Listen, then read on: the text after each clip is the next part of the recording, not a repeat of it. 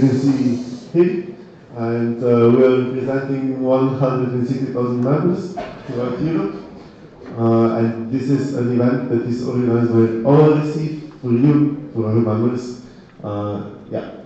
So we are representing 160,000 students.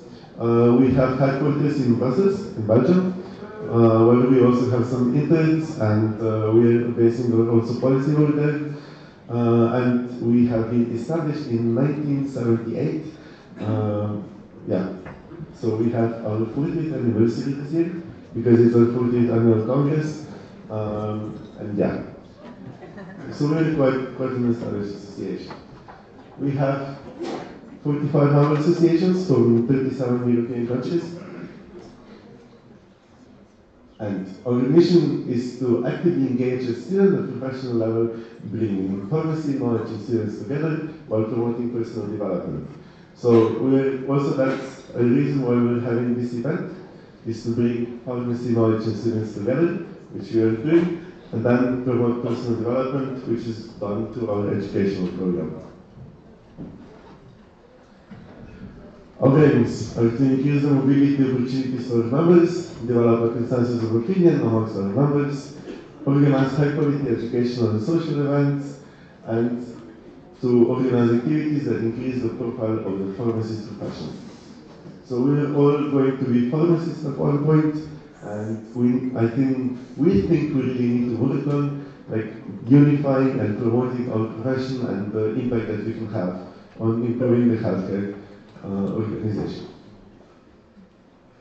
Our structure, we have the executive board, the president, secretary general, immediate vice president, VP of European Affairs, treasurer, vice president of internal affairs, education, public relations, and external relations, and they are in charge of departments, which are organizing all the projects that we are having. Also, we have the General Assembly, and the General Assembly is the body that is deciding where we should go in the future, and this is going to also happen now, and they are our main also deciding body altogether, and also this is why we have these events, because it's the only opportunity for us to get the General Assembly together and to discuss everything that we need to discuss. Yes, this is the team this year.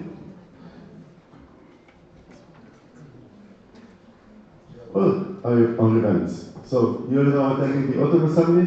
We are also organizing the annual Congress, which has, both of them have a really rich educational program. The General Assembly, where the members meet to discuss where the association should go in the future. Also, we have 300 to 400 participants. You could hear Zuza yesterday at the opening ceremony. She said there is 324 participants.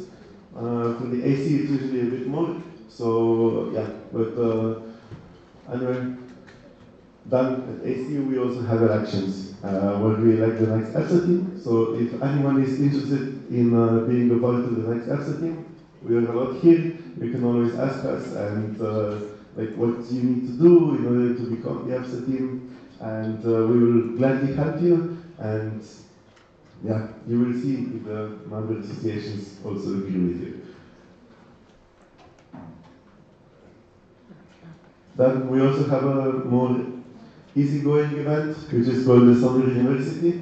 It's based on trainings, soft skill trainings, and with this event you really want to give people the opportunity to meet a lot of people, during the summer, to have a bit of time, to also educate themselves, but also to promote the exchange of experience and learning from one another, because also this is one of our main goals. And then we will also have the annual reception. This is the event that we organized in the European Parliament. This year, the date is already set, but I cannot tell it to you because we still need to agree with it, with how we are going to release everything with the European Parliament and the member of the European Parliament who is organizing everything for us. But it's going to be in March. Also if you want to join us with the annual reception, here we are presenting the opinions of the European students to a wider external audience, and we'll try to make an impact by discussing relevant things that actually our members tell us that we should discuss. So we are joining at this event, we are joining approximately 100 stakeholders and students together, and we also have a lot of networking opportunities after. So you can also meet a lot of people and discuss with them anything that you would wish to. It's a really nice opportunity to kind of get an insight in the policy world. So if you want, like if you're interested in policy, this is the event that is really good for that. Regarding education, we are trying, like one of our main goals is to educate students, and we're doing this through the educational program of the events, and through trainings, and we also are organizing some science projects. So if anyone is interested in science, we also have this portfolio developed, and also the public health campaigns. And also public health is really important for us because you have to educate the public about the problems that the public health is facing at the moment, and it's really easy for pharmacists to intervene in this kind of way because we are one of the healthcare professions that has the most contact with the actual patient and also the actual public. So if we have the time, then we should also educate people about the problems that we are facing.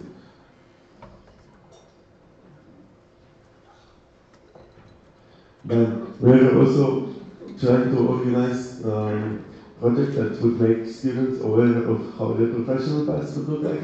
And with that, we have child professionals, webinars, and the mentoring project. And they will include people people from different pharmaceutical fields who are already working. So they already have a job and they're already quite established in their job. And they are trying to teach the students that are willing to join the project about everything, like how they can take a different career field, what they need to do, what they need to develop in themselves, and we do it in this way.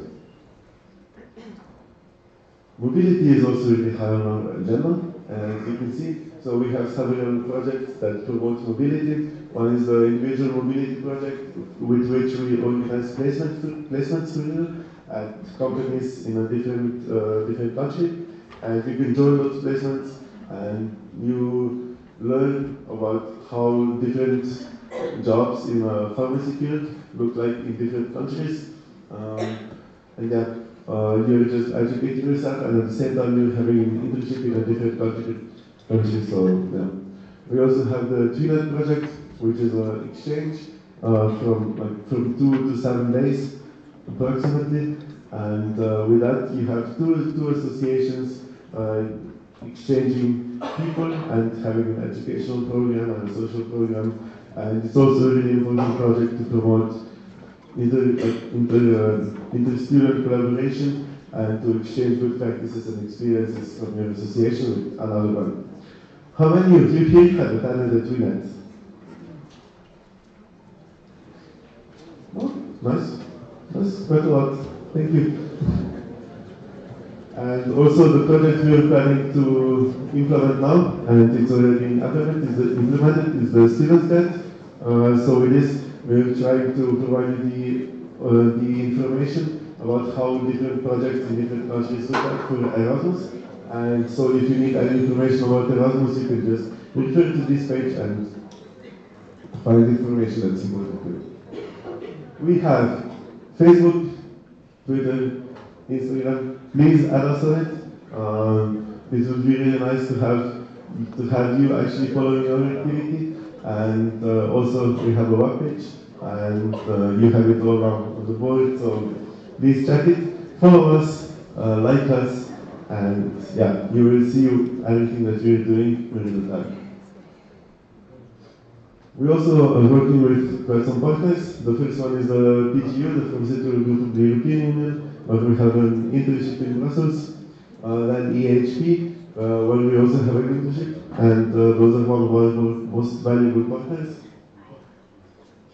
Then Medicines for Europe, OPIPAPI, which is the National Association of Belgian Industrial Pharmacy.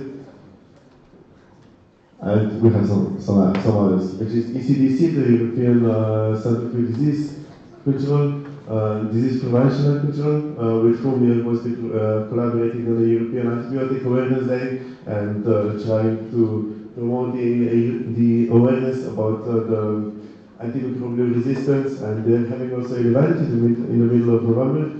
So if you're fond of Twitter, then you can tweet about it because we will for sure.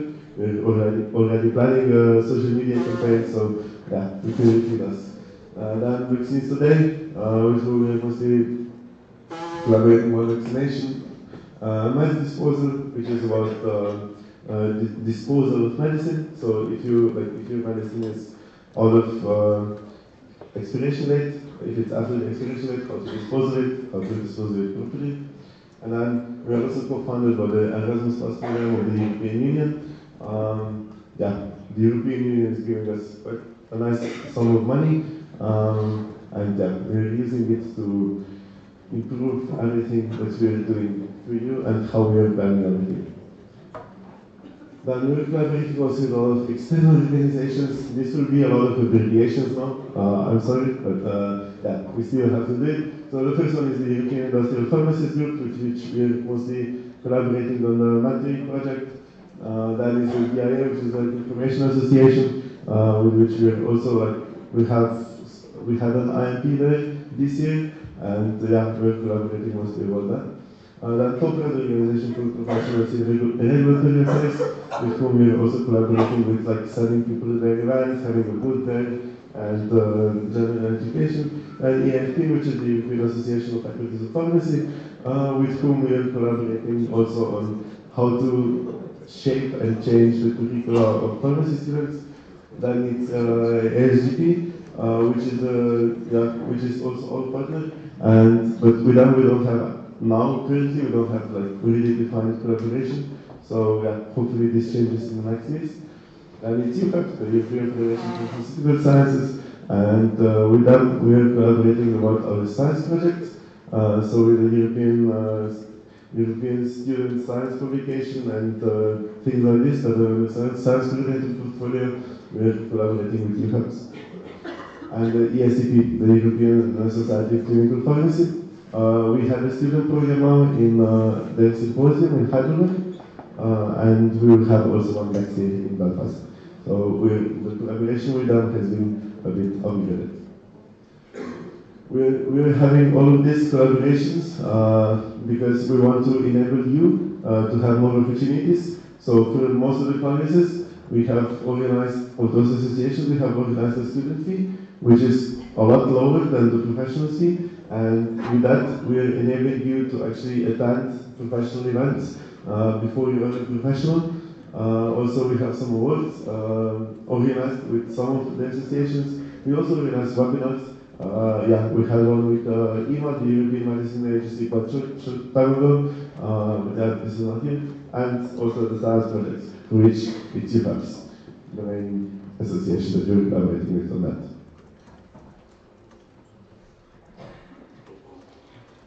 Also, we are having external collaborations with students' organizations, and we're having with the European Medical Students Association and European Dental Students Association, European Psychology Students, European Federation of Psychology Students Associations, the European Nurses Students Association, the Lawyers Association, the Worldwide Pharmacists Association, which is EPSA, then JATE with the European Federation of Junior Enterprises, the Informal Forum for Student Organizations, the European Students Union, and the European Union for Industrial Engineering Students. And with students' organizations, our main goal of collaboration is to promote interprofessional collaboration and to also promote learning from good practices of other students' associations. Because some other students' associations have something better organized than we do. So that's why we're also really big on that. We also have done projects with some of them, which you can see through our promotion. We also have corporate partners, which are DC, the Roche, MSD, and Kilo Center, And with them we have internships, we have speakers for events for them, and we also as well for them. So in our previous period, one of our biggest focuses was advocacy. Out of you, how many of you have already heard about advocacy? How many of you know what advocacy is? I see there's quite some people that don't, so it's nice because you will find out during this event. But we are having several advocacy topics that we are actually pushing to be further implemented. The first one is the position paper on soft skills, which was issued in January 2017. And it is trying to promote to include soft skills in the pharmacy curricula. So also one more question, how many of you already have any soft skills included in your education? So like communication trainings, planning trainings, leadership trainings, project manager trainings. How many of you are actually being taught that at the scope of your faculty?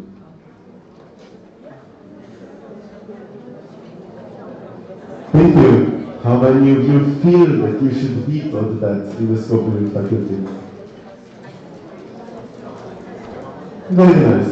So that's how EPSA is putting your opinion on the board and trying to convince the people who are actually active in that way to implement what your opinion is. So that's kind of a way that we also work. And yeah, we're trying to push for the recognition of soft skills as a key component in patient-centered care. We're trying to implement the soft skills in pharmacy curricula and in a way that they're equal across Europe. We're trying to involve the student association in discussion and implementation of the soft skills in pharmacy curricula. So with that, we would actually like to include the opinion of all the member associations and all of the countries in how they should actually shape the inclusion of the soft skills themselves. We also have a policy paper on the interprofessional education. This is regarding pharmacists collaborating with other healthcare professionals such as doctors, dentists, nurses, and others, pharmacy technicians.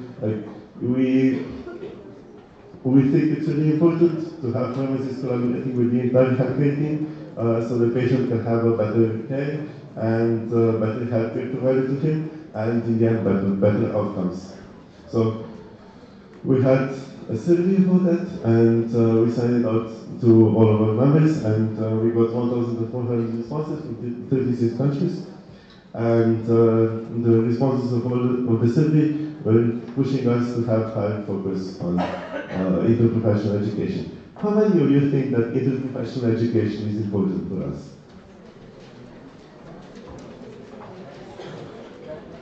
Yeah, that's nice. It is. We also, yeah. Collaborating with doctors especially is very important for pharmacists. So yeah, with this we're kind of trying to push that. Also, we're here trying to include patient-centered care that are all medically related courses for healthcare students, so that the courses that we're taking will be more patient-centered. We're trying to recognize interprofessional education as a key component of healthcare students' curricula. And promote interprofessional collaboration amongst future healthcare professionals. And through implementation of interprofessional education in undergraduate, postgraduate, and CPD. How many of you know what CPD is? Okay. So CPD is a continuous professional development, and it's one of the activities that especially the healthcare professionals should feel obliged to do. Because it's ethical for you to educate yourself again, because the healthcare professions are evolving really quickly. And then we're trying to include interprofessional education as a practical component in specific subject areas of the curricula while ensuring sufficient training. And supporting professional extracurricular activities, which is basically CPD. Then we also have a statement of opinion on self-care. I will stop this soon, but how many of you know what self-care is? Did you hear the term self-care yet in your everyday life? Yes, so self-care is a really important topic. I see that the majority of you don't actually have an idea what it is. I hope you will after this Congress. But self-care is, for example, when you have a headache, which is not bad enough to go to a doctor, then you just go to a pharmacist, you say, yeah, look, I have a headache, I want your help, and then they give you, I don't know, paracetamol, and they say, yeah, so you can treat yourself as a patient. You do not need to visit a healthcare professional, like a doctor, to actually explain your problems and for the doctor to give you some special medicine, but you can just go to a pharmacist and like manage your own symptoms. And with this statement of opinion, we said we believe that healthcare professionals should be at the core of the evaluation of self-care to support the development of increasing awareness of health literacy, because also health literacy is one of the most important topics in the recent period. Then to call on policymakers to always place patient safety at the center of self-care. Patient safety is also one thing that I hope that you will agree really important. To call on national and local decision makers to involve the pharmacy workforce in the healthcare sector. To call on the European Commission to implement the proposed changes listed in the PGU, ERP, EPSA and ERPG system with future modification of the directive recognition of professional qualifications. So that is the directive that EPSA has been collaborating with PGU, which is a pharmaceutical group of the European Union, EFP, the European Association of Faculties of Pharmacy, EPSA, and the EPG, which is the European Industrial Pharmacists Group.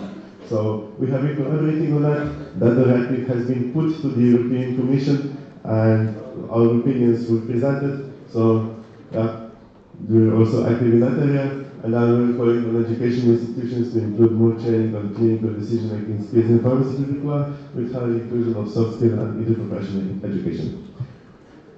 So with this presentation, you could now see what our policy goals are, what our projects are, what our events are, what our partners are. So you can see here all the partners that we're having presented on the same slide. It's quite a lot, but we're always trying to increase that, because one of our goals is also to enable you, to give you the opportunity to collaborate with as many people as possible, and to give the students the opportunities to educate themselves as best as they can. So this whole presentation, this everything exists for you. If you have any questions, I will try to be really approachable about everything. You can come talk to me about anything you want to. I will answer your questions. I will be always happy to talk to any of you. So I will be really happy also if you approach me. Because we are all EPSA, we are representing 160,000 students, and here you are only 324, but still it's very nice to at any point come in contact with all of you, and we are trying to put all the students that we are representing in one voice through the conditions that I presented to you before. And with that, we are trying to bring pharmacy knowledge and students together.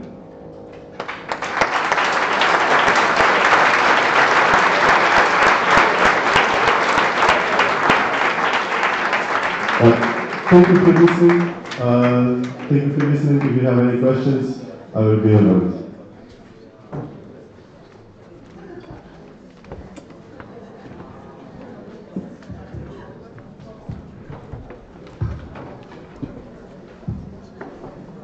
Okay, thank you everyone for listening to the EPSA presentation, and thank you, Chantamir, for sharing all this information with us. With this, we would now like to start with the first symposia day.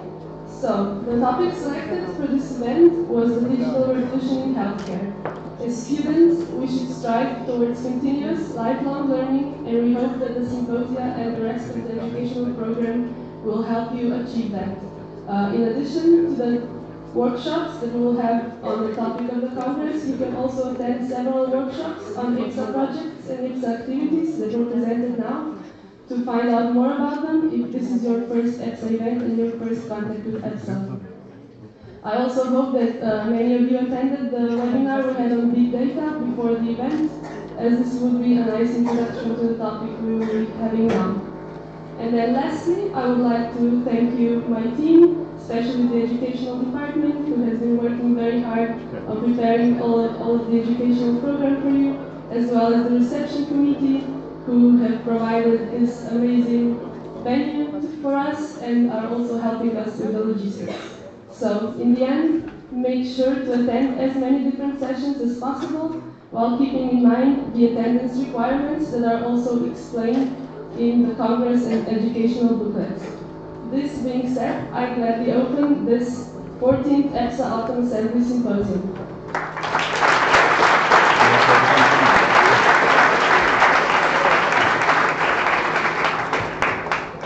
I would like to invite our first speaker, João Gregorio, who will present what does the future of digitalization hold for us.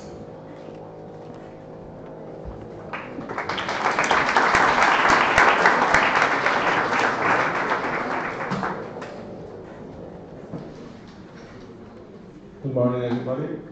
So I would like to start firstly to thank the opportunity to EPSA for being here to present this interesting topic. I will speak to you about a new topic in community pharmacy, the digitalization of the health service and the impact that it might have in community pharmacy. This is part of, I will present to you some topics regarding the evolution and the trends in health systems that will shape the future health systems and the impact that it will have in community pharmacy. Also, I'll present some part of my PhD thesis regarding the design and implementation of an in-pharmacy services. I will show you some lessons learned, I will have some discussion about that, and also I will close with the presentation of the workshop for EPSA and the policy report about e-health solutions and the recommendation that you had in this conference. So, the main trend that is shaping healthcare now is the cost reductions. We see that a lot of world health systems are looking for more efficient care, due especially to the increase in chronic disease prevalence. This movement is going to take the care out of the hospitals, out of the specialty care, to a more point-of-care care, like home care and residential care, where people will be treated in the community with proximity care instead of specialty care that is much more expensive. Also, another trend, and that is one major topic in this conference, is new equipments and technologies that will appear in the next years and that will shape healthcare professionals requiring new skills and the new ways of work and collaboration. Another trend is the use of technology at home, making people and patients more independent with their diseases, taking them out of the doctor's office and hospitals. Another new trend that is appearing and is from the beginning of this century is the Internet of Things and the possibilities of interconnectability. How many of you have heard the term Internet of Things? Quite a few. So.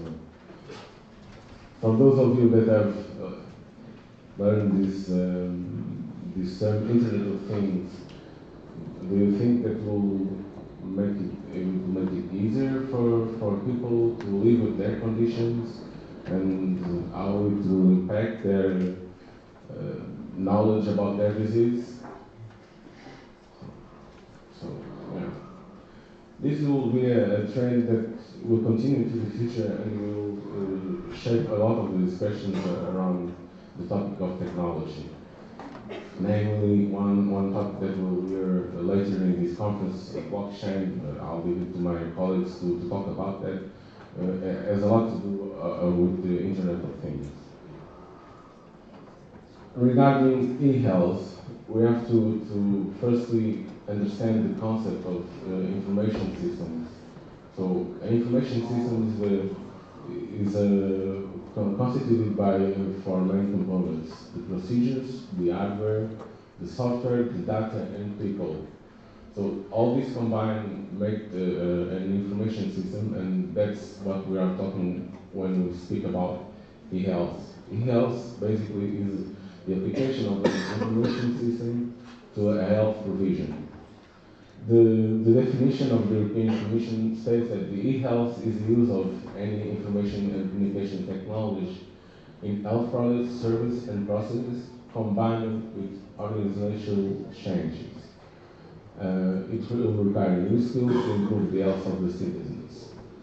It also states that e-health covers the interaction between patients and health service providers, institution-to-institution transmission of data, or peer-to-peer communication between patients and health professionals.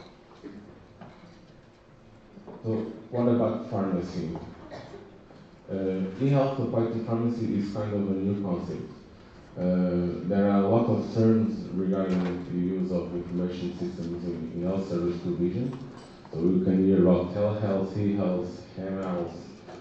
And for pharmacy, we will find e-pharmacy, telepharmacy, e-dispensing, e-prescribing, so a lot of terms. But there are some examples already in place for the potential and the use of e-health and e-pharmacy.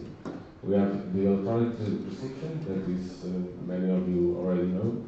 There are also being developed therapeutic compliance services, also a new apps and mobile apps that gives you the location of a pharmacy and the stock levels, online consultations provided by pharmacies at distance, OTC order online after a consultation with pharmacists, the monitoring of clinical outcomes, management of clinical information together with the remaining of the health team, collection and storage of information regarding the pharmaceutical care, and the main potential of all this is that we can think about formalizing and instituting the pharmacy as a main point of entry into a healthcare system that is organized around primary care.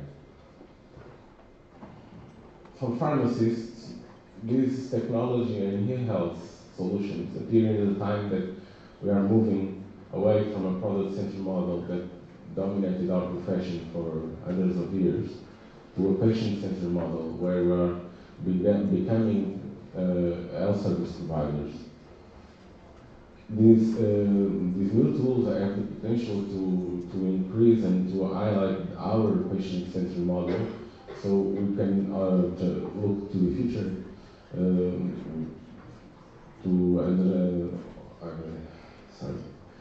can look to the future like these tools will unlock this potential, so we can move away from the product-centered model and become a full-time health professional.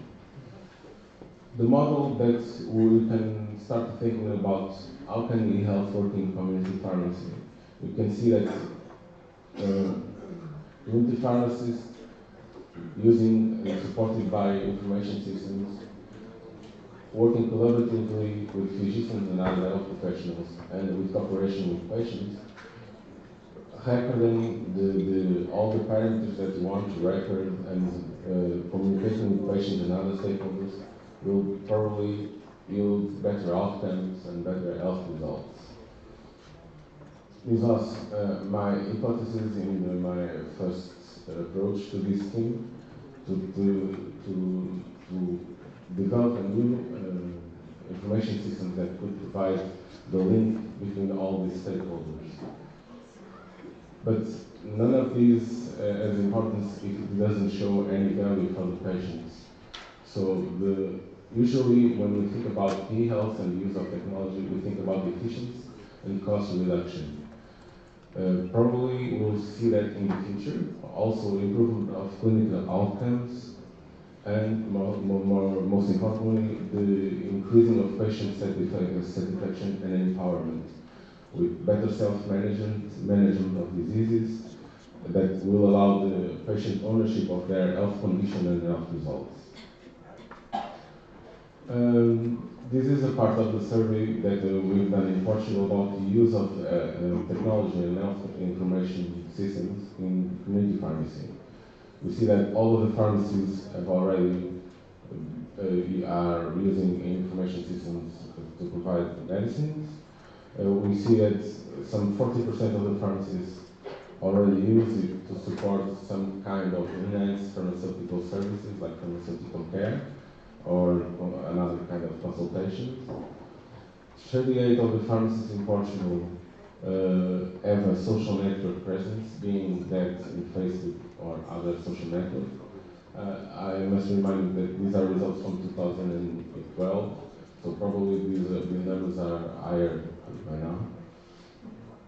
Only 23% of the pharmacies had an institutional website, and 15% said that they used email to answer patients' queries, but you did so less than five times per week. So we see that in this place here, we can conclude that pharmacies are not using these technologies to communicate with patients to provide the service, and there is an opportunity to increase our service provision and our abilities as health professionals.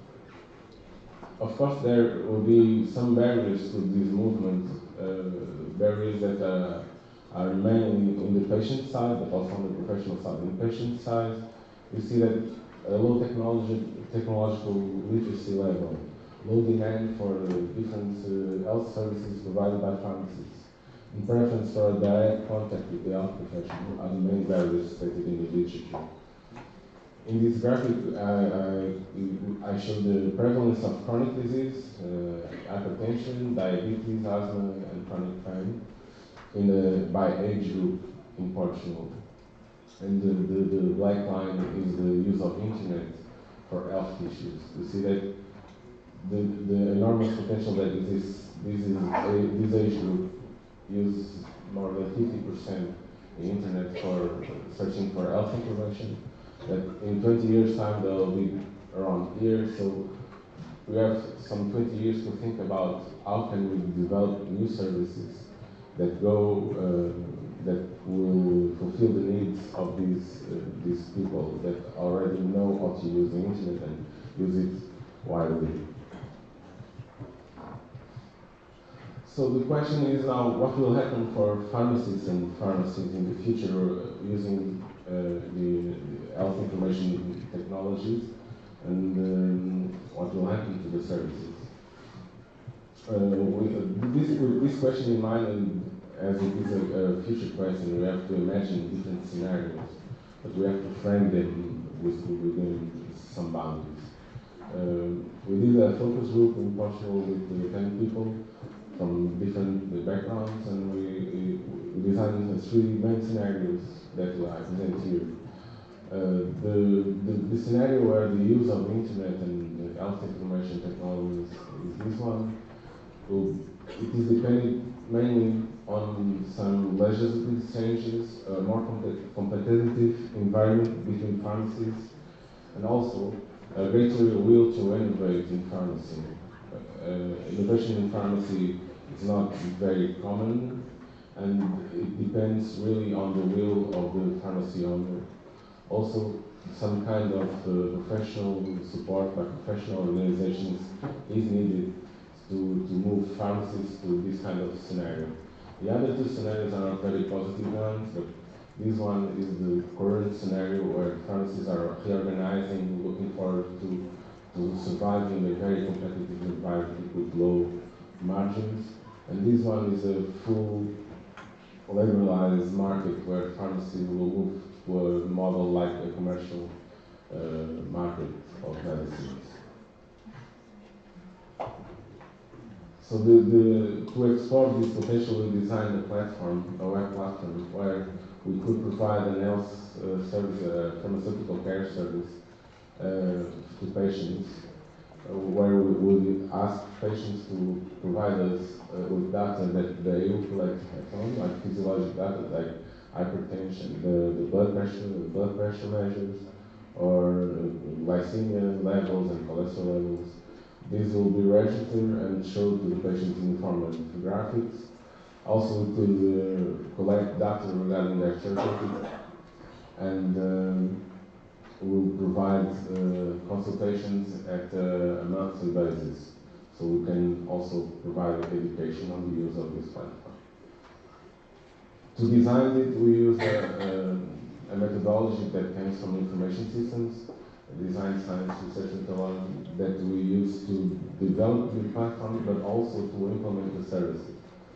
It is based in 6 steps, and the first step is basically the one that we did with the scenarios. We did a costing study also, and an observational time and motion study to understand how pharmacies and pharmacists work. After that, we do a set of interviews with key stakeholders in primary healthcare centers and hospitals. We designed the artifact and implemented it in the field study with a selected group of patients, and designed also a usability test. So, from many things that we learned and the reflection that we made from this initial project, some questions arise in the end. One thing that keep coming to our mind is, do we have the skills? So I would like to ask you, do you think that pharmacists as a profession have the skills to use this kind of technologies to provide health services?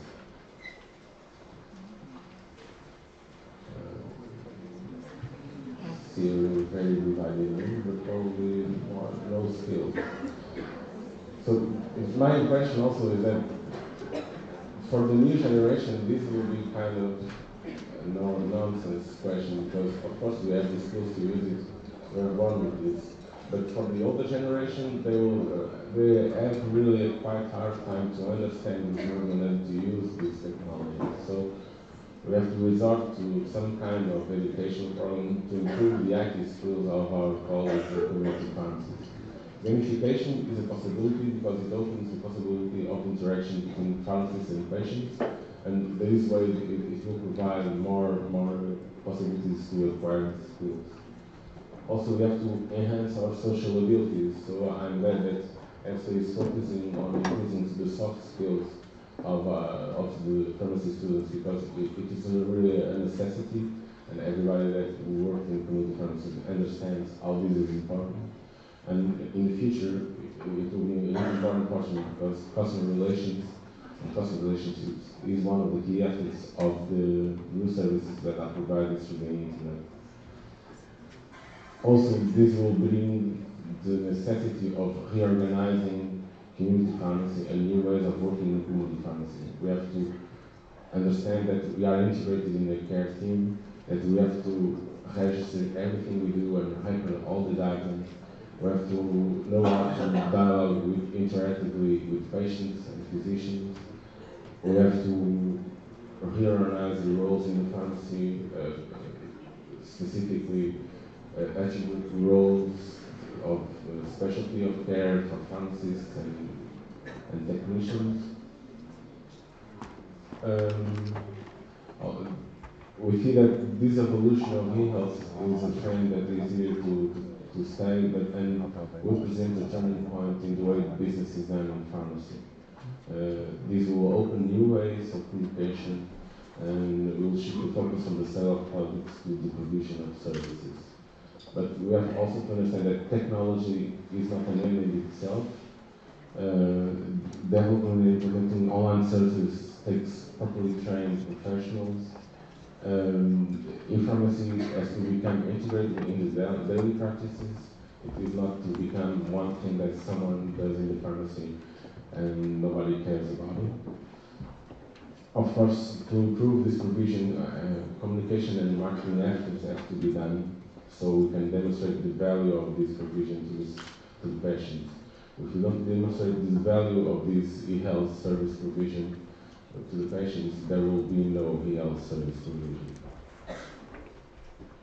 In the end, my reflection of these things and the integration of care, in the integration of the different health systems, I've designed this model where we see what kind of values and the integration of the health information systems will bring to the table. So for other health professionals, we see that a key aspect of the integration of information systems is the impact that will have in trust with others, in communication, on the role definition between health professionals, and the certification of professionals in these information systems.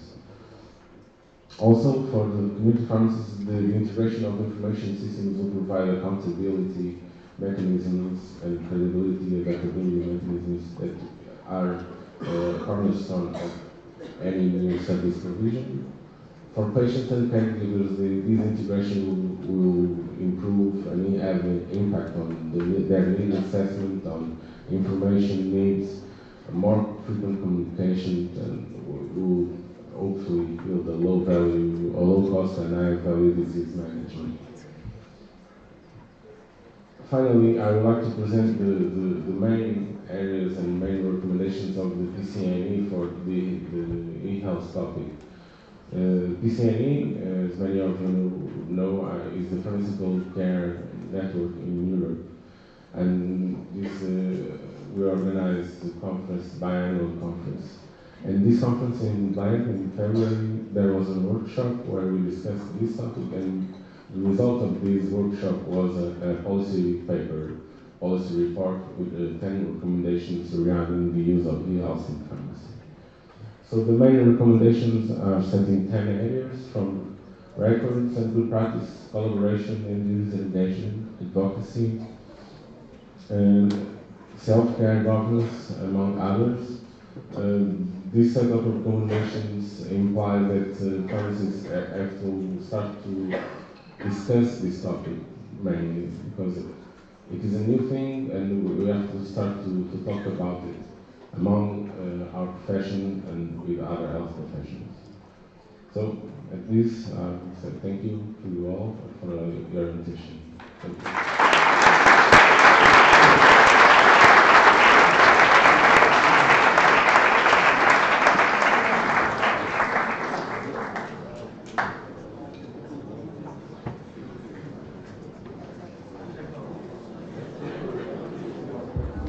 Okay, thank you everyone. We will take the questions during the panel discussion in the next session. And with this, I would like to invite our second speaker, EPSA Autumn, who will present Big Data and Artificial Intelligence in Healthcare. Thank you very much. Hey, good morning everyone. And, my name is EPSA Autumn. I work for IBM. And I'm focused on health IT for the last about 15 years, and I also do tutor of MBA students in the MBA focused on healthcare. And it's always great to see such a group of people like yourselves taking their time and effort to come and share and learn, and I think that's really, really important. And first of all, what I would like to say is welcome. I guess I'm one of the few people in this room who's actually from Brno. I live about 10 minutes from here, so it was very convenient for me to get there. And I would have to do much less effort than you did. And the other point is kudos to the organizers. It's good. When I saw the list of activities, the stuff you spoke about, really, really great. Keep it up. That's really important. The other thing is the title of this, the digital revolution. Absolutely, absolutely. We are living in, I think you are, your generation is a living proof. But also, Brno is an interesting example and a living proof of it. So, I'm not sure if you know, but Brno used to be, about 100 years ago, it was known as a textile city. They've called it the Manchester of the East. Of course, not anymore for decades, as well as Manchester is a textile city, as you know. When I was your age, Brno was machinery, heavy machinery, weapons and tractors and things like that. And if you look today, which is a huge change happened in the last 20, 30 years. Brno is a digital city, actually. So IBM, 15 minutes from here, 3,000 people from all over the world working for customers all over the world. from a campus here. The largest employer in the city is Honeywell, which is automation and electronics company, 5,000 people contributing to the Honeywell global, not just development, but also research, not far from here. So, significant transformation, if you think about it, in a short period of time, which happened just in the city. Brno is about and also education. Brno is about 400,000 inhabitants city. And there's 2 universities, number of other educational institutions, which leads me to a question, if one of you would know about how many students in Brno during the year. I said 400,000 inhabitants. Anybody would have a guess how many students? The number? That's right, 100,000, that's about it. Who was that? Thank you, sir. The only question my next question would be, as I was instructed, is to ask you if you're a robot or a human. I'm a robot. All right. Good. We take both. No distribution. Very good. Excellent. So 100,000 students out of 400,000 cities, neighborhood. So digital revolution, focus on value add through what we are as humans, rather than being a robot. It's not robots in this room. This is just a label. You are humans. That's key. So let me tell you something about what big data and artificial intelligence brings into healthcare and how we can impact healthcare. I want to give you some introduction to it, and then I give you some examples of the practical elements of it, and what I'm working on and what other people are working on. Okay. So first of all, we are absolutely living it. People are calling the term disruption, meaning that things are done differently than it used to be. And if you just think about it, the largest taxi company, which is Uber, no cars, right? Unimaginable just a few years ago. The largest accommodation company, which that's what Airbnb is, doesn't own any property, right? If you would say something like that to a hotel chain 10 years ago, it would be like, no way. The largest retailer, which is Chinese, Alibaba, no stock. They don't have any stock. The biggest media company, which I'm sure all of you are using, and creating content, because they do not own or create content. And by the way, I think they need to do something about it, but that's the reality at the moment. And when we speak about big data, and the term, one of the terms João throw in is Internet of Things. And think about everything you touch, which has any electronics in it or will have, is able to send a signal about it out there. Such as smart metering back in our home, which is sending information on how we consume electricity to a utility company so they can do things with it, right? They can distribute energy better, they can plan, they can model, and so on. Oil and gas, complex things like rigs, how many data they create from sensors at every single device they have. Public safety. We've heard about the terrible incident in New York last evening, right? How many of those were already been helped with by the technology out there, which is producing data every single day, every single minute. And of course, healthcare. So it's not only that what they say is that about the equivalent of 300 million books is the amount of information which the technologies we have today create about patients over their, or citizens rather, over their lifetime. But it's also that this number is increasing to the pace that by every 73 days, I heard a number, every 73 days, this is doubling.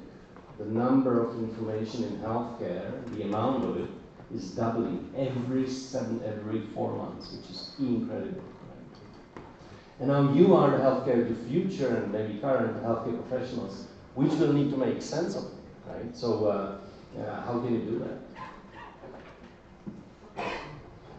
If we kind of relate it to the fact that we are humans, despite the fact that half of you are robots here in the room,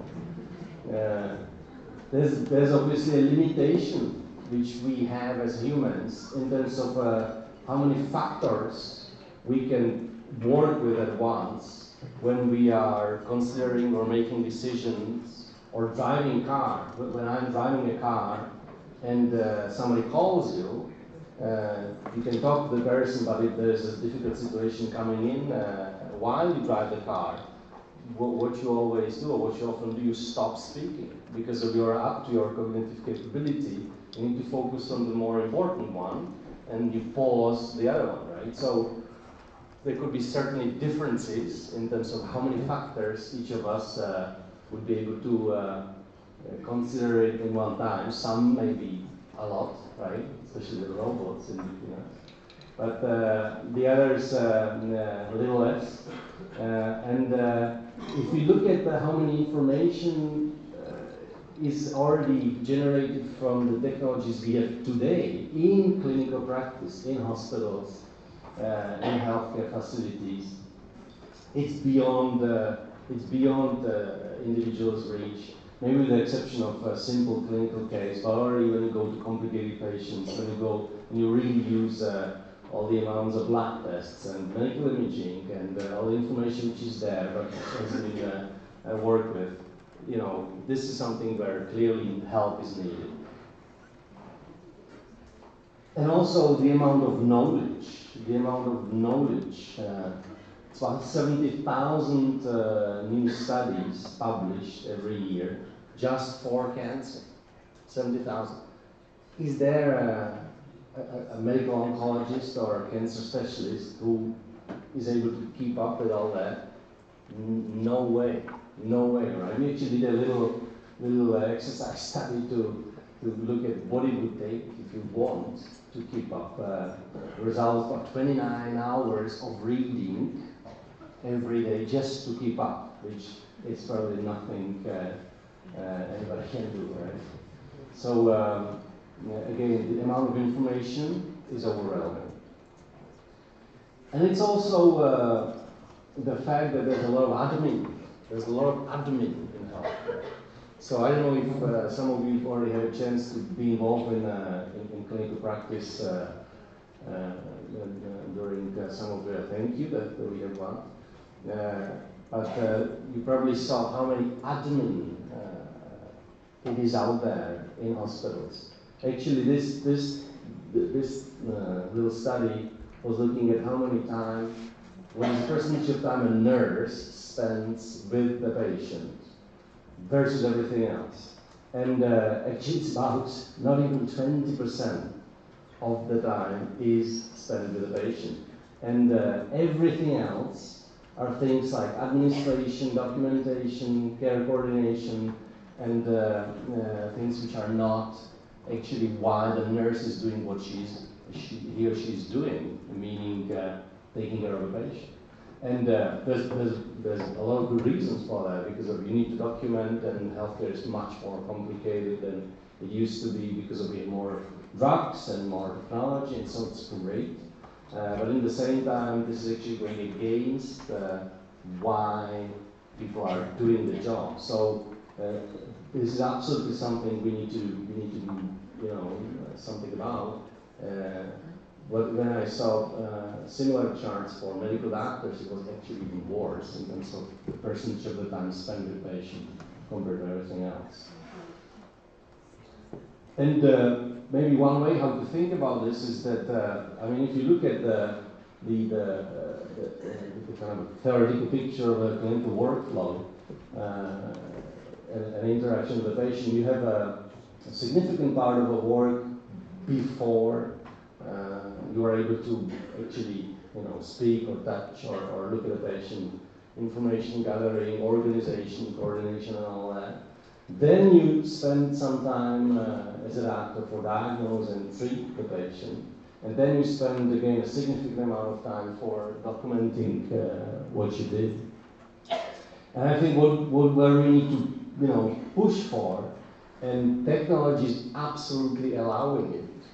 Technology is absolutely allowing, but the users and the health systems must require it, and that's not always the case. Is to change this and actually increase it, what would be called cognitive window, where you can actually spend more time with the patient, understanding what the patient is about, and understand the complexity of it. And the same applies for pharmacists, right? Either you will be a pharmacist in a pharmacy or a clinical pharmacist in a hospital.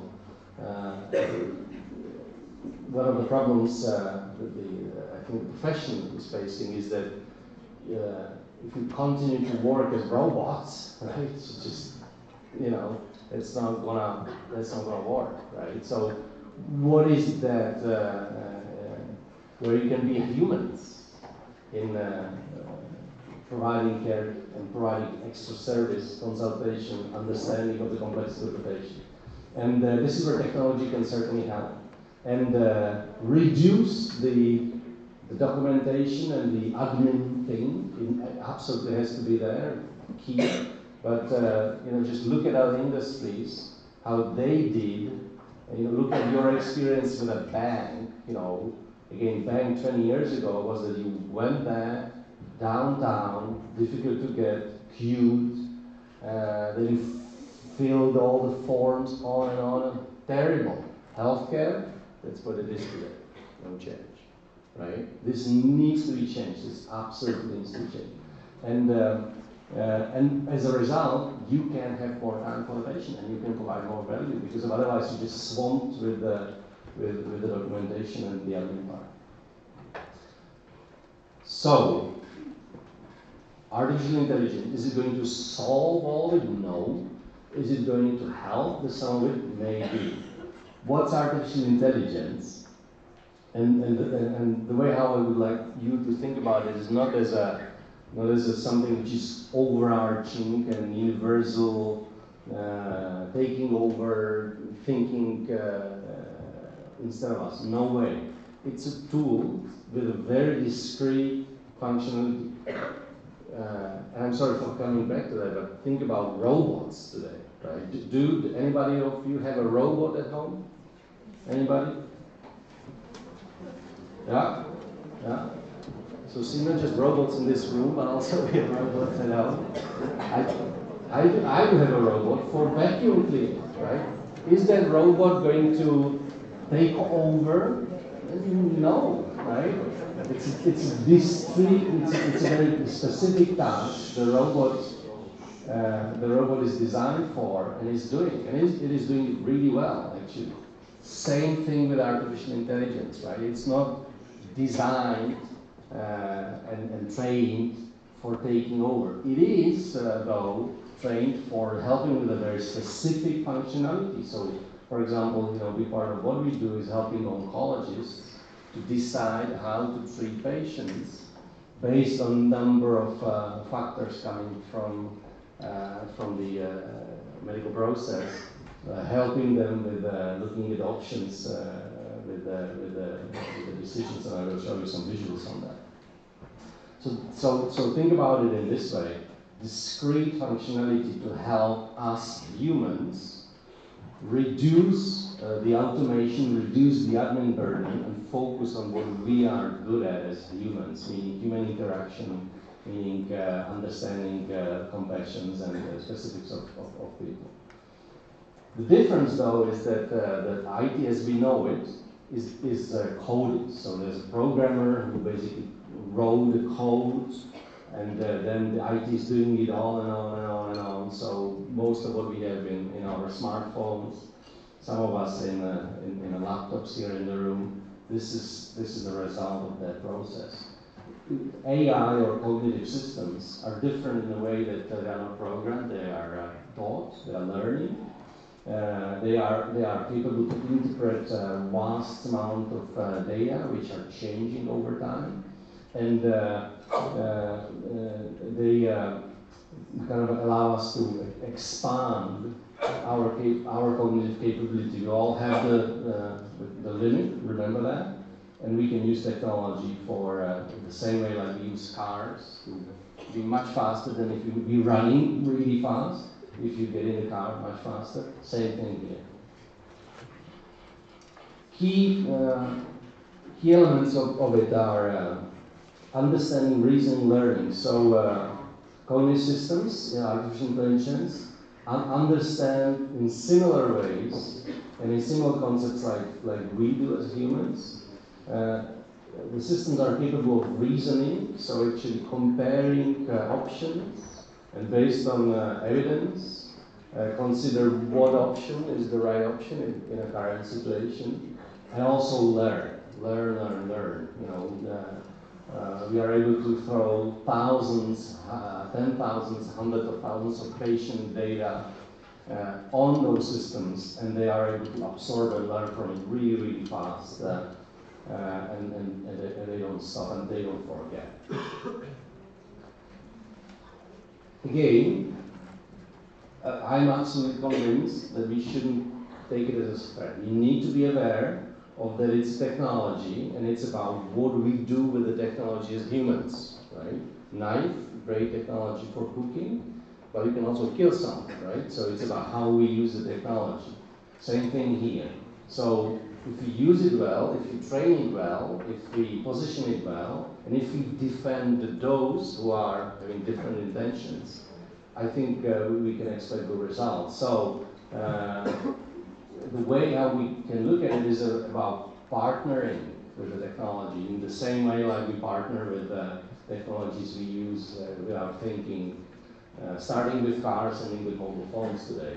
So we as humans will always be those who are telling what and why, and we have the compassion, we have the imagination.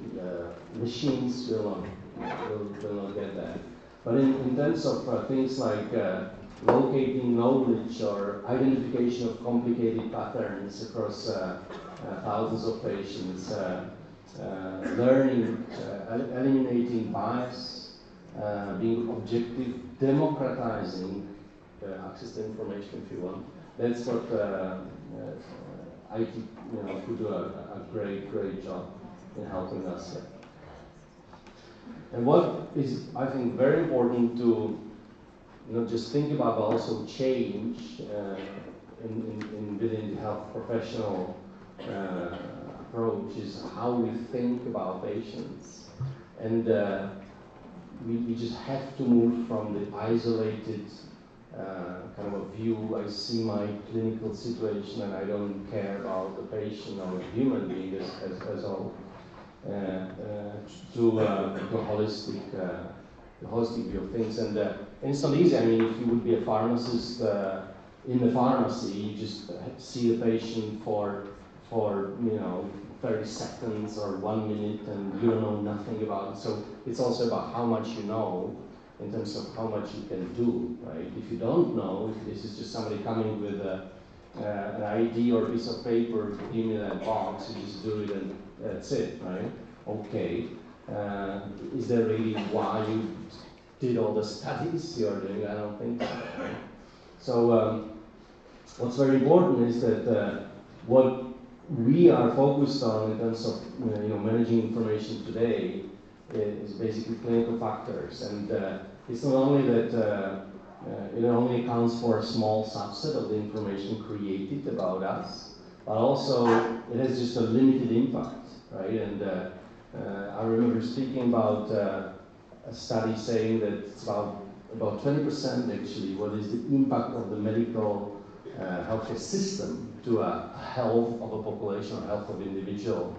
And it was an event when I was using a recent study, and then there was a guy speaking after me, and he was actually using a study from 70s, showing very much the same figures, right?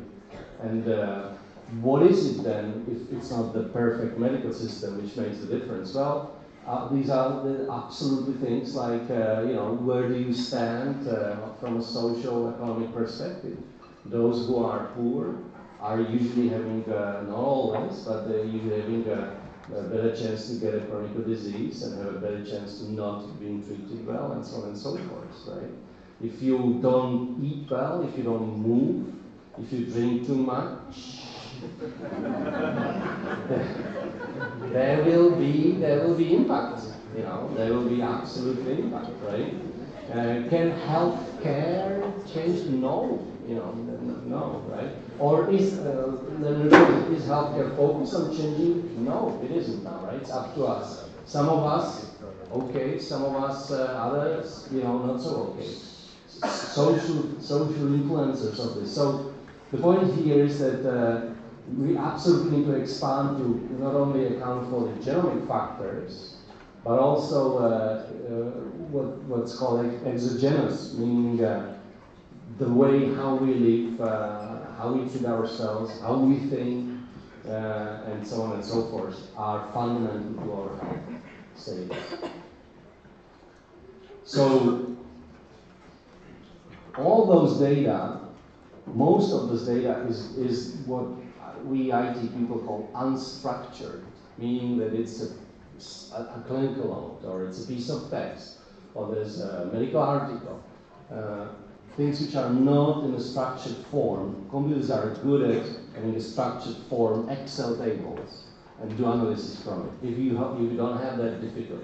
So that's why one of the key cornerstones of AI is to break the code on understanding natural language, understanding what an article says, what a clinical note says. Not smart search, not keyword search, but understand the meaning of it.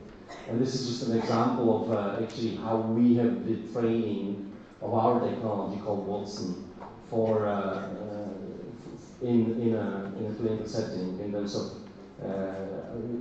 helping the system understand what's in it.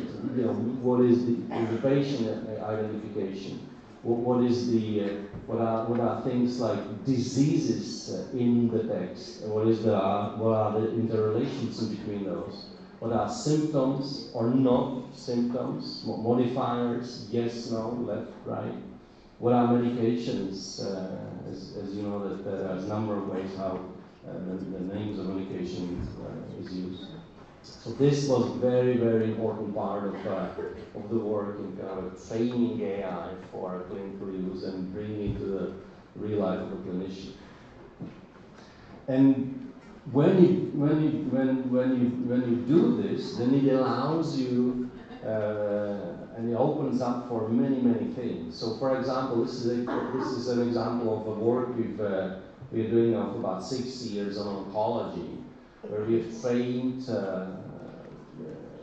the system of Watson for helping with deciding about how to treat patients with cancer. And what it does is that you provide case attributes, clinical attributes. You provide information such as tumor size and staging and results from a lab and information about previous treatments if there were any. And what a system based on the training is able to give you back is a prioritized list of treatments. What are the recommended therapies, individual drugs, combination of chemo and radiation therapy. What are for consideration, what are not recommended, and why? And why? Evidence-based approach, really. So how did we do that? Well, as long as the system can read medical English, we were able to throw information about cancer on it, medical books and guidelines, information about pharmaceuticals, and That was one part, and then the other, this was a relatively easier part, even then there was about 15 million pages of text thrown on the system. But the other part was training it in a clinical setting. So it was actually, it took initially more than 4 years. You can imagine that the system was kind of sitting next to a medical oncologist while he or she was treating patient. The system was coming with suggestions based on the data it ingested, how the system would suggest to treat the patient. And the doctor was correcting the system, as it would be a student coming with his or her thoughts, and the more senior person correcting it. So after 4 years, a lot of work, as you can imagine, the system was able to be taken out to a medical field. Now we have it in about 50 hospitals in 5 continents. So very interesting experience from kind of a practical bringing artificial intelligence into a clinical practice in oncology. And oncology is a very complicated subject, but so the fact that you will get a comparison of treatments and you will get all the rationale and you will get a direct link to evidence-based articles and studies and guidelines, very important for oncologists. The system highlights things like survival stats really quickly. You can search for articles, you can look for adverse reactions of the particular chemotherapeutic agents, and you know with an eye how severe those can be and how important it is to communicate that to the patient in a proper way. So very interesting thing, Watson oncology. Another piece of work we did was a little different, still in oncology, but you may have experienced or heard that there are already some institutions which are actually doing the next generation sequencing of the DNA of mutated cancer cells for understanding the disease on the molecular level. And what's very difficult is how to interpret the data coming from the sequencer. So what we did is actually train the system to do just that. So when you do the sequencing, you basically upload the file coming from the sequencer, and within a few minutes you have a full molecular profile analysis. You have a pathway analysis of interactions in between the mutations and importance of the mutations. Also understanding what's called actionable mutations, meaning mutations where there's existing therapy, usually a drug for it, approved or in the process of clinical trials. And then this all comes to the clinician in a way that he or she can act on it, or he or she can bring it to a tumor board for the decision of a team how to treat maybe this complicated patient. So very interesting piece of work. And again, the way how it's done, it is basically bringing very disparate and different pieces of information together in a very convenient way for the clinician. So can you do this without artificial intelligence? You absolutely can. But it takes about 3 weeks to do this, compared to using the technology like this, which takes about 2 minutes, right? So it is about the actionability. It's about that you can now imagine that this will be part of every single workflow in a clinical setting. 3 weeks, not really. 2 minutes, yeah. Another example, piece of work we did on medical imaging, melanoma, and how do you increase the specificity and accuracy of diagnosing melanoma. It was not too big of a research project. This one, cohort of about 1,000 patients, but still, if you compare different types of diagnosis types, the dermatoscopy and clinical photography, and even you add consumers, so you take a picture of the potential melanoma mole with the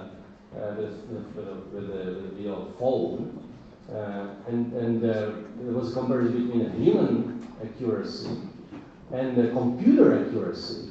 You see that without spending too much time on it, the accuracy based on artificial intelligence training, where the system was able to ingest large databases of sample and critical cases and been applying them for pictures which were sent to it, is basically like you would be using the one level upper technology here, which is of course more expensive. So very, very interesting results from this work.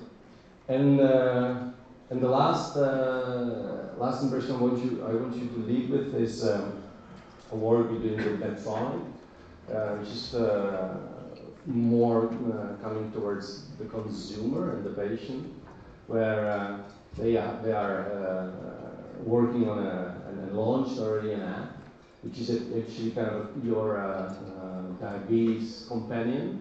And the way how it works is that it's connected to the continuous blood sugar monitoring device that Medtronic has and is working on further.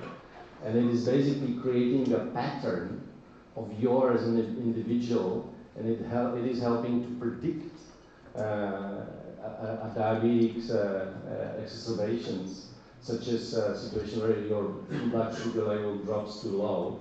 So it's actually coming to you and says, well, look, it's Monday mid-morning, and based on your profile, it is usually a situation where you get too low on the blood sugar because of you skip breakfast on Monday mornings or something. So if you would eat banana, you can expect that your blood sugar level will jump up to somewhere where we want to be. So already again today, the technology is able to provide individual guidance to a patients with chronic conditions like diabetes. It's very interesting. So, big data, AI, is there already, is working for us already. There's much, much, much more it can do and contribute to healthcare and clinical and pharmacy results across the board. Further help with lowering costs, automating things which could be automated, but focusing on improving quality so we can have a new level of interactions. You really can go into the individual understanding of holistic patients rather than disconnected islands of care.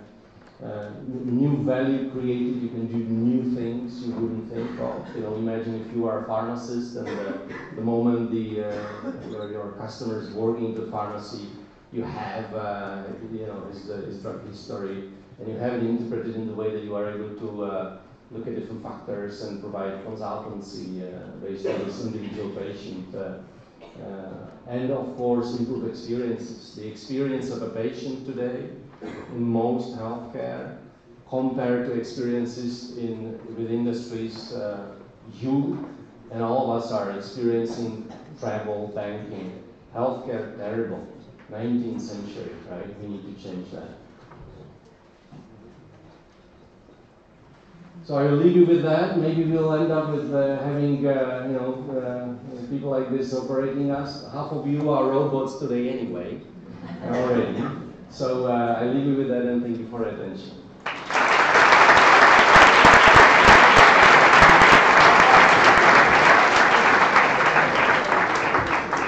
Okay, thank you for this interesting talk. We will now move on to our last talk of this session, which will be delivered by Ms. Sofia Couto-da-Rocha, and it will be on the electronic health records.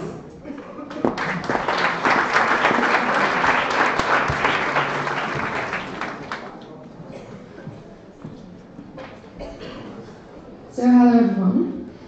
First I would like to thank you, EPSA, for the opportunity to be here. And I must say that coming yesterday to your first meeting made me change all my presentation. So, which was a mess. But I decided to adapt it to something that I think is more useful for you, and I think it's better for to have an idea, a better idea of the ecosystem as a whole. And also, after listening to my colleagues, I understood that it makes a lot of sense, because I'm going to talk about many things that you already heard, but I'm going to try to do it in a way that all of them make sense in the same ecosystem. And I know that you are here for 1 hour and a half listening people to talking. So if I'm going too fast, too slow, or whatever, please let me know ever. You have that role. And if you want to ask something, or please raise your hand, because it's more interesting if it's interactive than if it's someone just speaking. So I'm a medical doctor, and I'm working on IT and, well, TI and SI for quite a while. And I'm going to try to do the best on joining these two worlds. So how can I move the slide? Sorry. Oh, on the table. Technology. Or the usage. So I try to go from reality to future and to go on which are the problems that we are facing and how do we think we can manage them. I'm a president of a group on Health Parliament Portugal, which is a parliament just dedicated for healthcare, to think healthcare. And we work on TI, so we read a lot on the latest month, and we decided to make a project on how to make it better for the future and how to solve the problems in Portugal and many of them in Europe, because they are quite the same. So, we know that technology is only interesting for everyone if it leverages people's lives. So if I can change behaviors, if I can turn things better, then technology should be interesting. If it's not, as we see, there's a lot of apps coming out every day for healthy people and some of them to control some disease. But we know that many of them we don't use. How many of you have an app, a health app related on your phone? Okay, it's more or less 60%, maybe, and you are from the generation that does use this. So imagine if we make a bigger evaluation on all people in the world, and I can tell you that only 6 to 8 apps are really widespread, and most of them are related to health, not to disease. So we can understand that we try a lot, we see opportunities every day, but then some of them maybe are not an opportunity because there's not a need, or because it's not going to leverage any of people's lives or change the behavior. So I want to start by the beginning. We cannot use something that we don't know. I think this is kind of a dogmatic sentence that maybe we can agree with. So literacy is very important, and we talk about literacy every day nowadays regarding everything. Digital, politics, whatever. Regarding digital, for this generation, and for our generation I'm included, I hope, it's not an issue. We grew up with this. But imagine for our parents or for our grandparents, unless they have a very strong need, like having kids on an Erasmus faraway country and they need to talk with us by Skype, maybe they would use it. If not, they are not. They have to learn a complete new language. And now, extrapolating that for pharmacists, for medical doctors, for nurses, we have to learn every day from the start. It's like learning a new language and have to use it in a correct time, every day in a consultation, when you see a patient in a pharmacy or whatever, fast and correct. So it is not easy, and that's one of the problems regarding the engagement. So we can have a lot of new technology that seems to change behaviors and to make something better, but then if we don't use it, it's useless. So we started as a group to evaluate the digital literacy in our population. So we asked 3,500 patients from the national healthcare system in Portugal on some subjects, like do you research for healthcare or health in internet? Do you know how to use it? Do you know the website, the main website in Portugal for healthcare system, for the national healthcare system? These kind of questions. And it's interesting that 90% of the people say that they research in internet, but only 20% think that the credibility of this information is good. So literacy is also how to choose the information. We know that if we go for some domain that is maybe Harvard, and I'm pushing point for something that I like. We know that probably is a good place to search, but maybe a website that we don't know is not that good. Many of people don't have this critical sense for research healthcare or health. So we really need to be aware that this literacy is not only how to use systems or internet or gadgets or wearables, it's much more how to choose, how to creatively use in another way. So this is kind of a line on how to learn. And this literacy is not yet that good. On the other hand, and being positive and optimistic, this generation is going to be, our generation is going to be the near future. So it's not going to be a problem. But by now, the next 10 to 20 years, it's still a problem in many of the countries that are creating an e-health system and also e-something for everything else. So I need you to think about that. Another issue, semantics. We talked a lot, and my colleagues spoke also about that, about semantics. Semantics you can talk about very different ways. I mean, operational semantics, technical semantics, which was one of the examples that my colleague gave you. When we register something from a patient, we make a narrative. We are storytellers. We tell that the patient, Mr. John, 48 years old, came from Scotland and now is living in Czech Republic and now has diabetes and hypertension and so on. And we write. As you may understand, it's very interesting, this data for the next doctor that evaluates it. It makes sense. But for data evaluation, how do we take this data out of this narrative? How does an AI system understand that this data means what I need? On the other hand, other type of semantics, we don't write, everyone doesn't write in the same way, right? So many times we use short forms that sometimes only us understand. And that's also a problem. Because when we try to make this a group, a data group, and aggregated data, it doesn't work.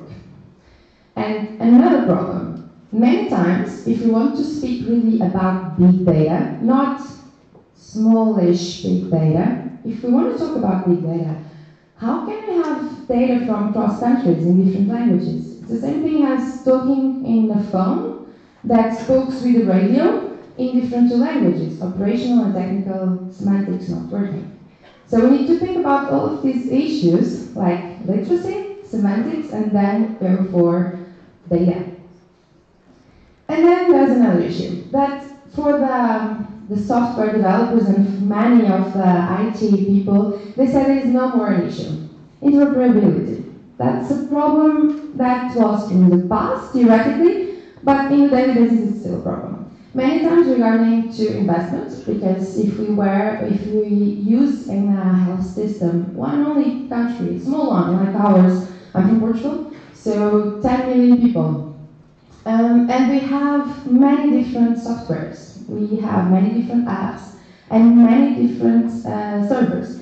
So many times we cannot talk between them. Many times regarding also economic interest, as some of the providers block them. It's true, and it's a way to the market. So, and this is still an issue for us. And it's a very interesting issue because as I'm speaking with pharmacists, if we want to talk from a medical view to a pharmacist and from the pharmacist that is in the community pharmacy to the prescriber, it would make a lot of sense to have, not to have this problem, right? Imagine, in Portugal we have 95% of the recipes are online, are already digital, no paper. And many times we send the text message to the patient, and many times a paper because the patient wants a paper to take with them to have the recipe. So the receipt and the recipe. So, and he goes to the pharmacy, and there's a mistake, sometimes in the name, sometimes in the dosage, or sometimes our colleague from the pharmacy thinks it doesn't make that sense and wants to talk with the prescriber. The idea, and it's what in Portugal the entity that is responsible for that is working on, is to make kind of, imagine a WhatsApp or something encrypted, of course, and safe for the data, but to speak directly. But that's a lot of problems in this too, because patients need to go to the pharmacy straight away so that the doctor is still working, and the pharmacist has to do it immediately, and so on and so forth. So that's still a problem. And another problem, all networks should work. So we should be able to speak between all systems in all hospitals in all countries. So it is still a problem in interoperability. Then, a very, very posh thing, Internet of Things. I was lucky enough to be in MIT this year actually, and I was speaking with the father of this expression. And he was not that hype about the expression as I was, because in fact it's something that came from the past, but we gave them a name. Every one of us have an Internet of Things, if we don't talk about Internet, but a row of things, an ecosystem for everything. And in digital or Internet, it's the same thing.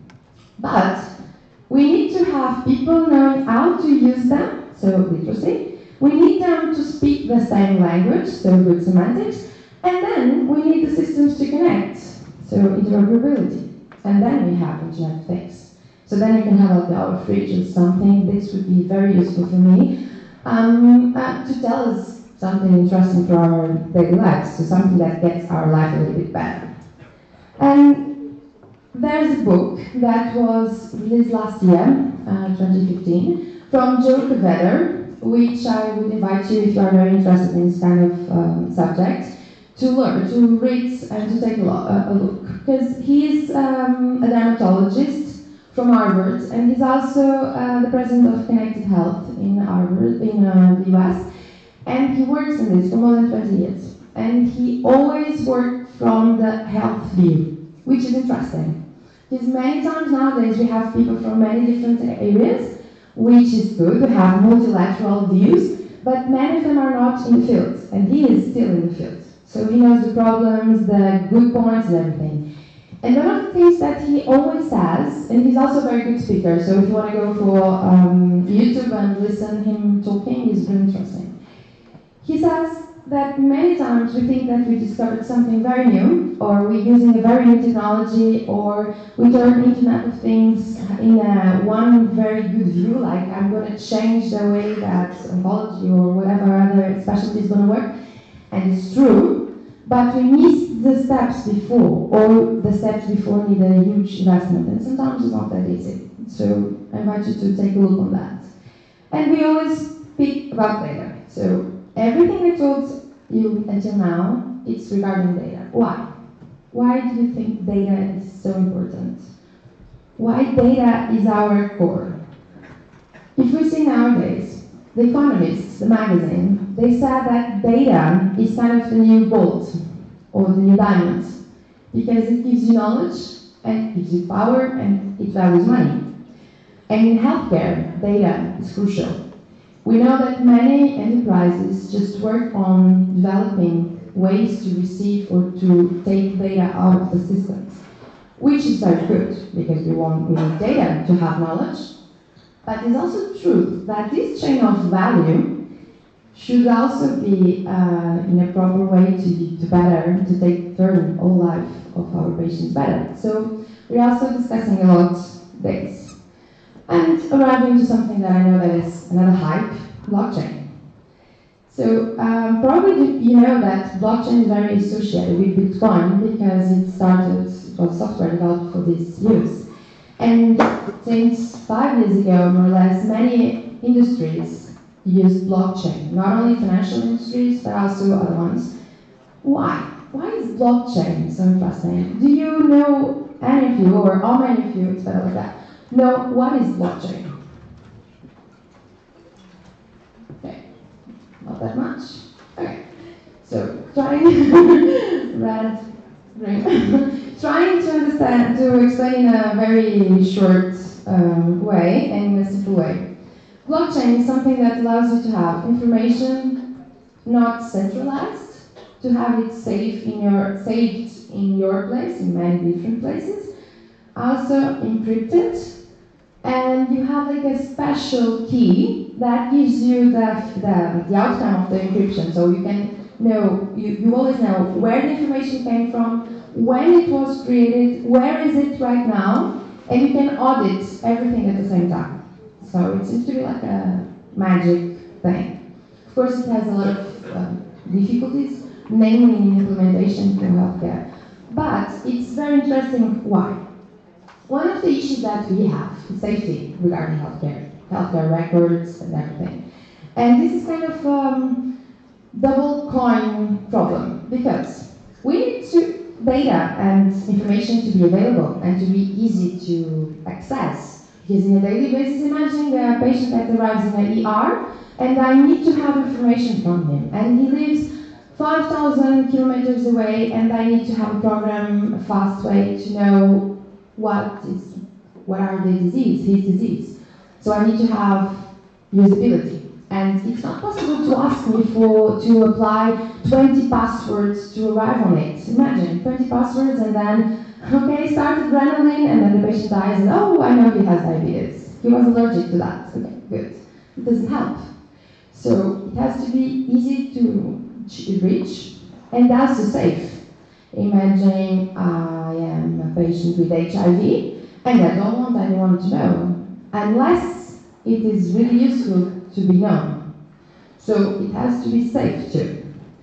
And in terms of blockchain, if we adapt it to healthcare, it would be very interesting because every people that access to my data would be recorded. So I would know everyone, I would have a tracking of everyone that accessed my data. Me as a patient, or me as a doctor, and to know who was consulting my patients.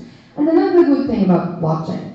Imagine, I don't know if you're familiar with this concept, but many softwares, many ways to access data are based on pull, or push, or view.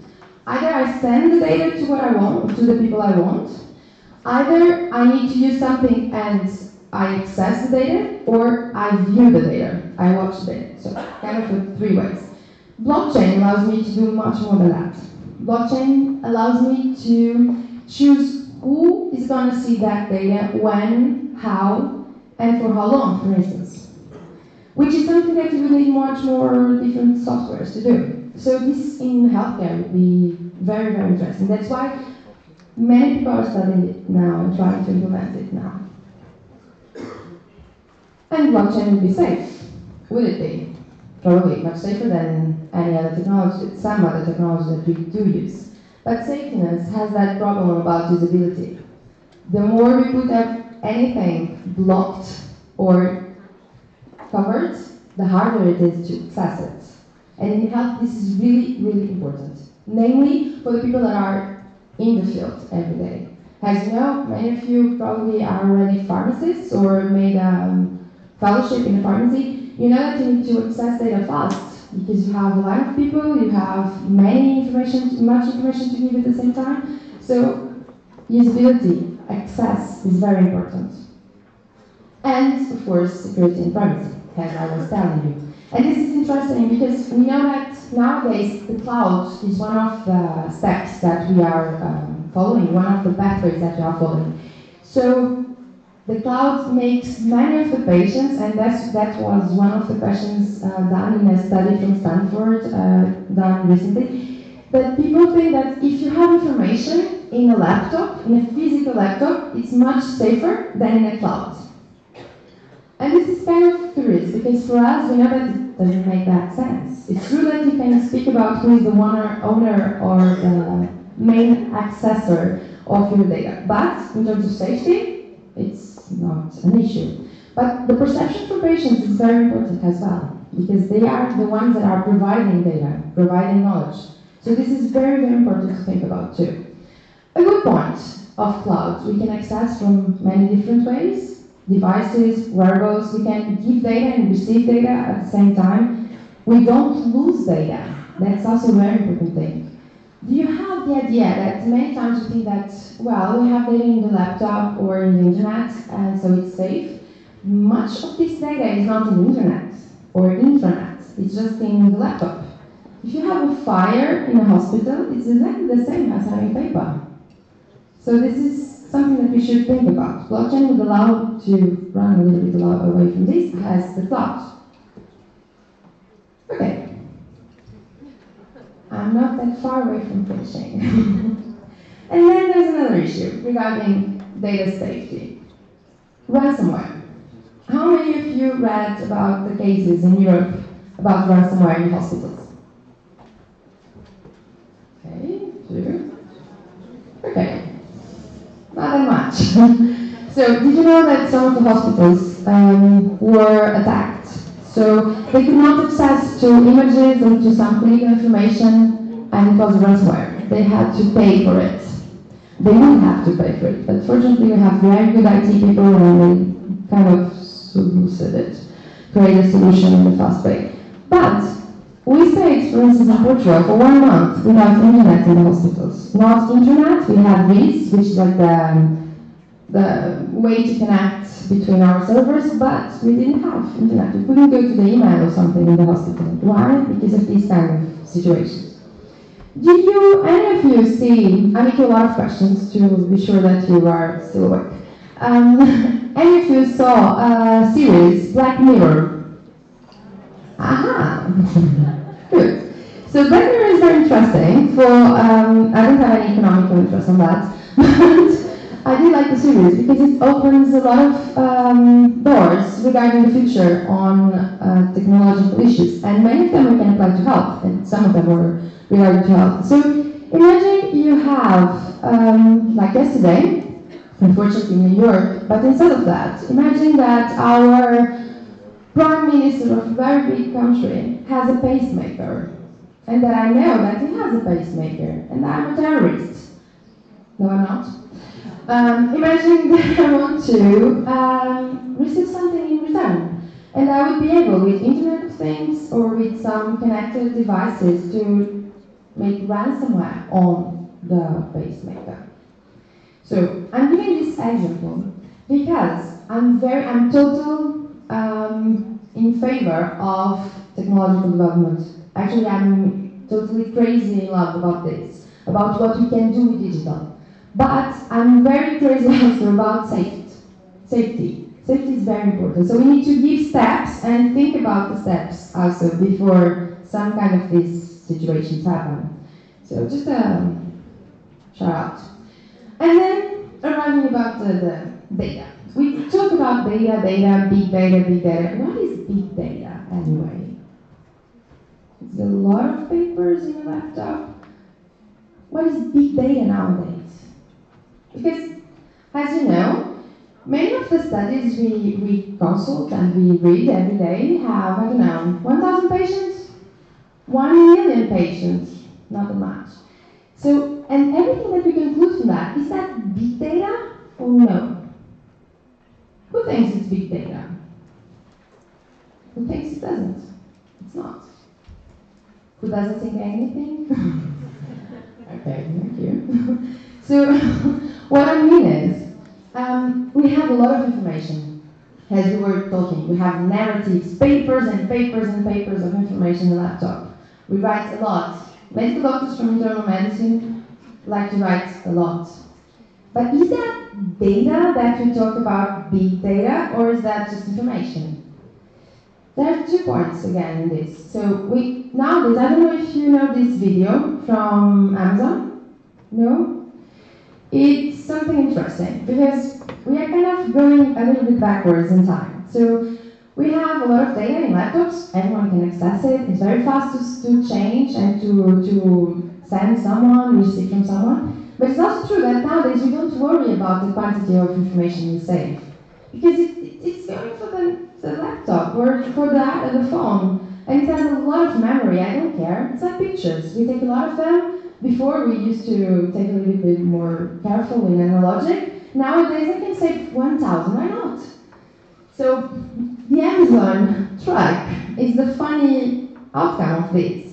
So some enterprises want to change headquarters from one place to the other. Imagine a hospital wanting to change from one place to the other.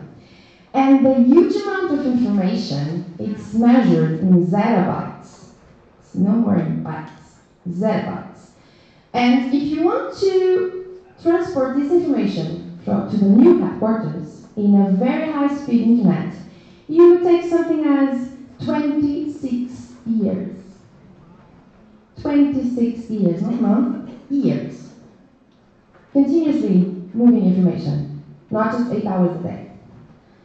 So, what they do? What they did? They got a truck of iron to put these nanobytes inside, and it would take 6 months to move from one headquarters to the other. Seriously, the point. We go away from paper, from things, to have clouds and everything. But then, we don't have the idea that we're creating a lot of information. And this information, maybe it's not big data. And why is not big data? Because big data means data aggregation, data that can be used to conclude something. It's not just an amount of data. Data is not measured in quantity, but in quality.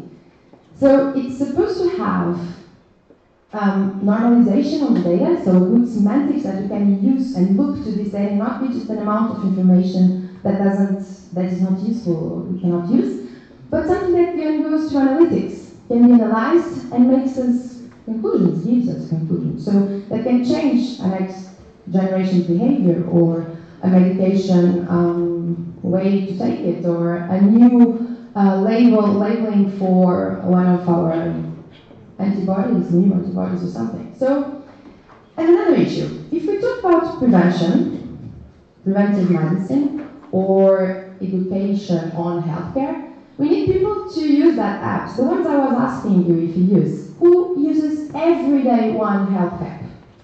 Every day. From these people, is any of these apps for running or for sports? Yeah. Okay. And why do you use it? You have a mini. You want to run, you have kind of a coach, right, in your app. Or sometimes it's a good way to win a game. Okay, I'm going to give this example. I was thinking today if I would give it or not. But there's an app called Plague. I don't know if you know it. It's a game. And the objective is to destroy the world. So I'm a medical doctor, and I'm always working on the opposite, right? So it's kind of funny to have an app that you can work with bacteria, viruses, and so on to understand how you can manage it and how does it spread in the world and how the impact is measured. So it's gamification. Either you like or you engage with something, with these apps or a device, for instance, either because it's a good coach, like for the running one, run a little bit more, Eva, a little bit more. Or either it's kind of a game and you kind of have fun. Or in a competitive way. Sometimes you, like when you play chess against your laptop, you always lose, so you always want to try again. So you can use this kind of typical neurological human being thing to apply to this. So we can analyze data and transform it in a way that people are engaged. And this is also valid for medical doctors, for instance. If we know that there's a better treatment or a new guideline, why don't it work and help me in a decision? But it has to be in a good engagement way. I cannot think that I'm losing time or that I'm doing worse for my dear patients. Again, and it's funny because my colleague also gave this example about dermatologists. This touched me a lot regarding my field. So it's very interesting that artificial intelligence or robotics are always with kind of a sweet place or sweet area to speak about. And it's a very interesting one. AI, it's probably one of the things that I defend the most because as a medical doctor and as my colleague was saying, it's impossible to be updated. Even if you work in a very micro field, you cannot read everything that's published, everything that is good to publish. You cannot, it's impossible. So you are never the best version of you as a doctor, in my view. You can be the best version of you as a human being, but being updated in the latest news for everything is impossible. You cannot, either you work and study or you just be in the field. You cannot do both. Even in a PhD student or something, it's impossible. So, why not having AI helping? Or, another thing, many of the countries, as you know, have a problem with the ratio between medical doctors, pharmacists, and patients. Many of these ratios are changed. Why not, regarding screening, for instance, you know that screening is kind of a binary thing. You work with sensibility and specificity, right? For a screening test, we just want sensibility. Not 100%, because like that could be a mess. You would have everyone inside, but imagine 95%. So to be sure that everyone that has a disease is not outside my sample. So imagine for dermatology. We have a few in Portugal. We don't have a lot of dermatologists, and we have a lot of sun and a lot of cancer, skin cancer. So we could be able to have kind of a screening in the primary care to know that if I should send or not the patient to the hospital, to the specialist, the other specialist. So this would be kind of an option, and we're now trying to think about this applying to our system. So it would be kind of a shared decision, and we would make the machine learn much more, as we know machine learning, right? What is the difference between AI and machine learning? Okay. Now I'm losing my audience. Okay. It's interesting to have these kind of ideas in a very basic way. It's interesting to read a little bit about this. Why? Because we see a lot of news every day. Many of them kind of scared. One of them was recently regarding Facebook that said that two softwares started to speak between them and not with the software developer. Did you see this news? They created two softwares, and they started, as they say, speaking between them in a specific language that was not one language or the other. Truth. This is not exactly what happened. So it's very interesting that we do know very well the concept before pre-conceptualize it, saying, oh, this is dangerous, oh, this is terrible. So this is interesting too. Another thing that's interesting regarding this is the capacity to have distant medicine, because many specialties are not available everywhere. It's not possible because you wouldn't have the number of cases to be a good on that. So having robotics or having AI is an interesting solution or a temporary solution until we get a better one. Another thing, Dr. Google. Dr. Google, I chose to put it here, not because it's AI, but it's collective knowledge. It's like Wikipedia. Everyone contributes and everyone uses it. Who here ever searched for a disease in the internet? Ha! I'm waiting for everyone to look. Okay. And did you ever thought that what you were reading didn't make sense? Or you can also do another thing. Try to write the domain OMS, well known, and a disease like diabetes or something that is widespread, hypertension. And you check that you have many different websites and sometimes different information. So this is also a problem that literacy has to solve. So Dr. Google is interesting for nowadays and much more for the future, because our patients are no more the patients from 5 years ago or 10 years ago.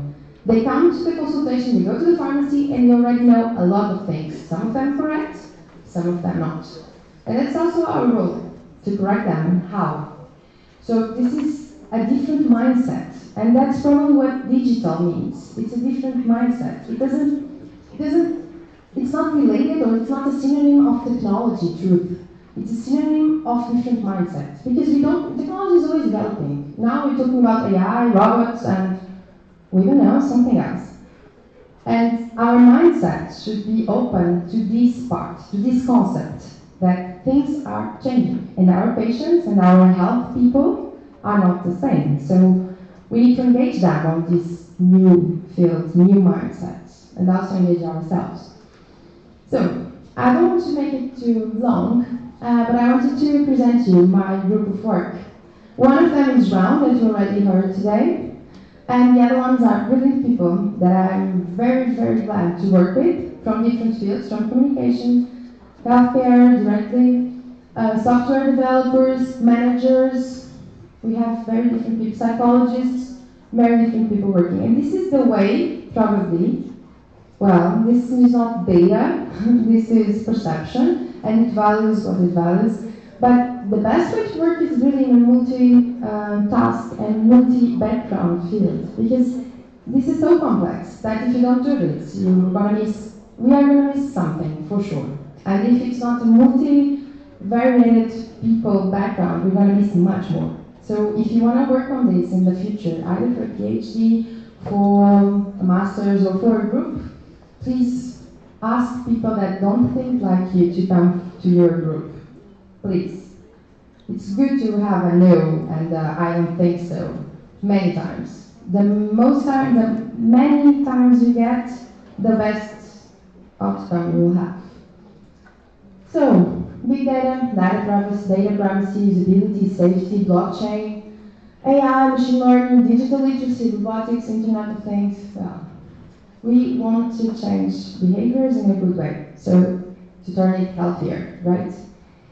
And please, I invite you all, because you are all, again, a new generation, to think about the concept before the things. Don't buy the outcomes, don't buy the conclusions from other people. Just read by yourselves, think by yourselves. Because that's the idea of creativity applied to health or to whatever it is. And please, if you have any question or any comment or any I don't think so, email me. Thank you very much.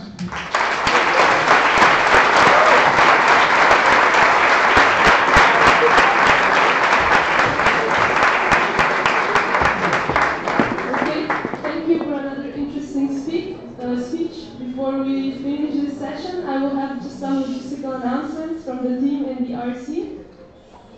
So, let me start by saying that smoking is strictly forbidden in the rooms. If you have smoked last night, you might be deducted some of your money from the deposit, because the hotel will need to clean the smell out.